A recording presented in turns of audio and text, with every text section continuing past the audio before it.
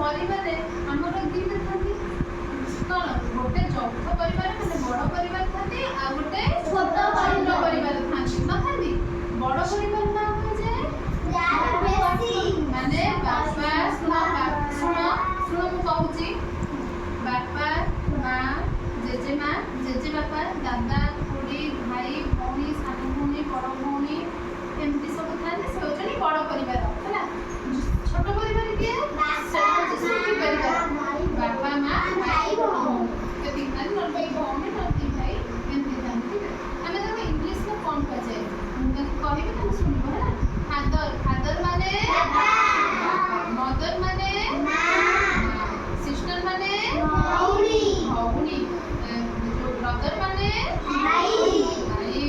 ୟଲ୍ଡର brother ମାନେ ବଡ଼ ଭାଇ ୟଲ୍ଡର ସିଷ୍ଟର ମାନେ ବଡ଼ ଭଉଣୀ ୟଙ୍ଗର ବ୍ରଦର ମାନେ ୟଙ୍ଗର ବ୍ରଦର ସାନ ଭାଇ ୟଙ୍ଗର ସିଷ୍ଟର ମାନେ ସାନ ଭଉଣୀ ସେମିତି ଗ୍ରାଣ୍ଡଫାଦର ମାନେ ଜେଜେବାପା ଗ୍ରାଣ୍ଡମଦର ମାନେ ଜେଜେମା ସନ୍ ମାନେ ପୁଅ ଡକ୍ଟର ମାନେ ଝିଅ ଆଉ କ'ଣ ରହିଲା ଆମର ଅଙ୍କଲ ମାନେ ମାମୁଁ ମଉସା ପିଉସା ହେଲା ଆଣ୍ଟି ମାନେ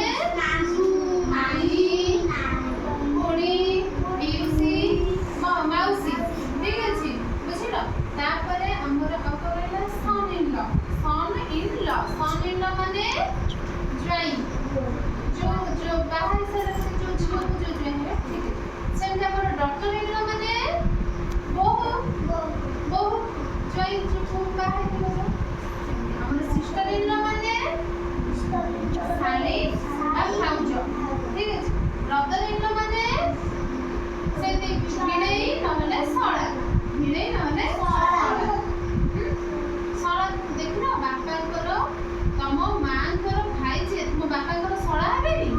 ହଁ ତାପରେ ଆମର ସେମିତି ଆଉ କ'ଣ ରହିଲା ଗ୍ରାଣ୍ଡ ଡକ୍ଟର ଯେମିତି ହବ କ'ଣ ନାତୁଣୀ ସେସବୁ ତମେ ଜାଣିପାରିବ ଠିକ୍ ଅଛି ବଡ଼ ହେଲେ ଆମେ ଆଉ ତାକୁ ଆଉ ଜାଣିବା ସେ ଆଉ କ'ଣ ରହିଲା ଆମର କିଏ କହିପାରିବ ଏବଂ ଯାହା ପଚାରିବି ମୋତେ କହିବ ଗ୍ରାଣ୍ଡଫାଦର ମାନେ ଜେଜେବାପା ତମମାନଙ୍କ ସବୁ ଅଛନ୍ତି ଗ୍ରାଣ୍ଡମଦର ଜେଜେମା ଅଛନ୍ତି ଯୋଉ ଫାଦର ମାନେ ମଦର ମାନେ ସିଷ୍ଟର ମାନେ ବ୍ରଦର ମାନେ ସନ୍ ମାନେ ପୁଅ ଡକ୍ଟର ମାନେ ଝିଅ ଆଣ୍ଟି ମାନେ ଖୁଡ଼ୀ